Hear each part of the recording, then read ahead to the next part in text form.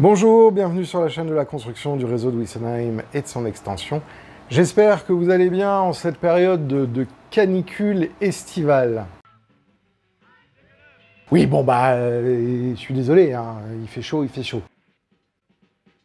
Bon, écoutez, en tout cas, moi j'ai quand même un problème de base, c'est qu'avec cette température, je peux pas faire grand chose sur les réseaux. La peinture sèche trop vite, la colle, même combat. Faire des gros travaux d'infrastructure avec cette température, c'est pas forcément super idéal. Donc du coup, je vis un peu la nuit. Et cette nuit, entre 3h et 5h du matin, j'ai fait ceci. Alors ça va pas vraiment vous parler. En fait, techniquement, c'est ce que vous voyez là-bas. Donc, je vais vous montrer tout ça. Ce sont des voûtes. Voilà. Ce sont des voûtes. Et j'ai aussi fait une signalétique Wessenheim 1 km sur du styrodure. Alors c'est la première fois que j'usinais du styrodure. Je l'avais toujours utilisé en découpe, mais je l'avais jamais utilisé à la CNC. Et j'ai été agréablement surpris parce que ça s'usine quand même relativement bien. Donc du coup, là ici, je vais pouvoir continuer. Vous voyez, j'en ai encore 5 à faire ici pour continuer en fait la voûte. Et puis mettre la signalétique comme ceci à l'intérieur de la voûte. Voilà.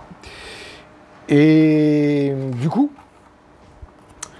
après, j'aurai plus qu'un enduit à faire, une peinture à faire. Alors évidemment, je ne peux pas poser ça avant que l'ensemble soit aménagé au niveau des voies. Parce qu'il faut que je peigne encore le flanc des rails, que je pose le ballast, et ensuite, après, je pourrai terminer de poser la voûte. Alors, pourquoi faire une voûte sur un tunnel?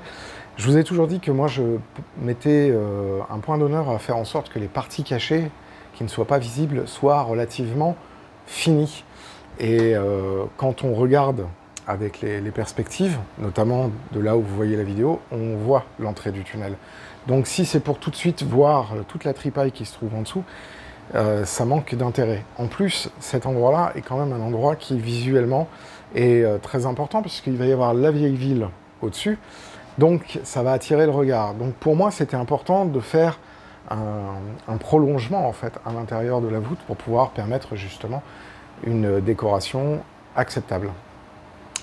Voilà. Parmi les autres travaux que j'ai commencé à faire, il y a des travaux de réorganisation, de rangement, de planification pour le mois de septembre. Alors c'est pas franchement super sexy, mais ça a le mérite de pouvoir commencer un petit peu à introduire les thématiques que je voudrais faire. Il y a eu beaucoup de questions qui ont été posées dans les sections commentaires, notamment sur des vidéos assez anciennes. On m'a demandé s'il y avait notamment une vidéo sur le calibrage des locomotives avec train contrôleur. Alors non, cette vidéo, je ne l'ai jamais tournée, je pourrais d'ailleurs un jour la faire, pour plusieurs raisons. La première, c'est que j'ai pas trop fait de MFAO sur train contrôleur, puisque on est en train de travailler sur le Mule Commander et sur les solutions de New Junction. Donc voilà, j'ai préféré m'occuper des choses qui sont importantes à ce sujet d'ailleurs. Là, ici, hein, je crois. Ouais, je crois là. Il y a une vidéo qui vient de sortir sur la chaîne de New Junction sur les premiers modules d'éclairage des bâtiments. Ce qui va me permettre de pouvoir finir certains bâtiments qui sont importants sur le réseau et notamment sur l'extension, finir les éclairages. Et donc pour ça, il y a 2 bâtiments qui pour moi sont vraiment très importants et prioritaires à être finis. En fait, il y en a un peu plus que ça, mais symboliquement, je voudrais les finir. La gare de Katschendorf, qui est basée sur le BV de Wolgensheim, et l'usine, qui est basée sur le kit de la fabrique Strauss de chez Pico, anciennement kit de Pola. En référence 61-116, 61-117, 61-118, 61-119.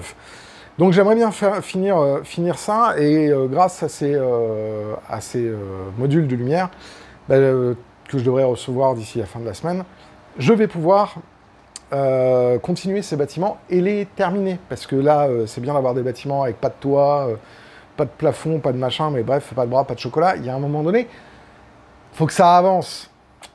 Donc, on va faire aussi pas mal de contenu sur l'extension, et puis aussi sur le petit poste d'aiguillage, là, qui est bien sympathique, et sur le...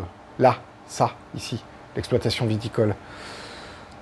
Mais parce que là, je peux l'éclairer, je peux commencer à foutre son toit, etc. Il y a ensuite son annexe à faire. Bon, il y a encore un peu de travail. Vous l'avez compris, de toute façon, ce n'est pas ce qui manque sur le réseau de Wessenheim.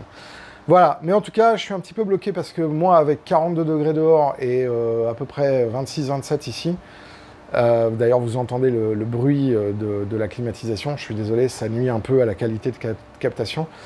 Mais c'est un vrai enfer. Vivement que j'ai la clim ici, histoire de pouvoir réguler un peu la température et éviter ces grosses amplitudes dont nous allons être de plus en plus coutumiers. Voilà.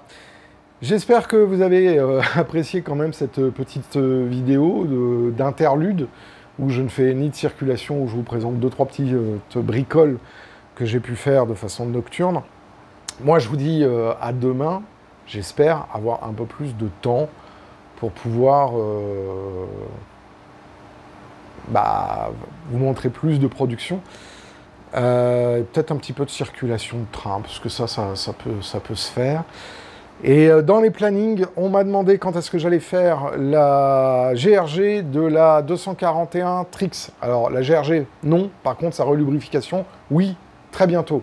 On m'a demandé aussi si j'avais la possibilité de faire une GRG sur une locomotive Jouef Hornby.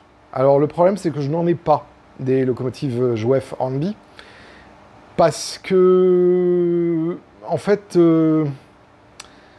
moi, je ne suis pas super fan des marques qui, 1, ne prévoient pas de schéma de lubrification, et 2,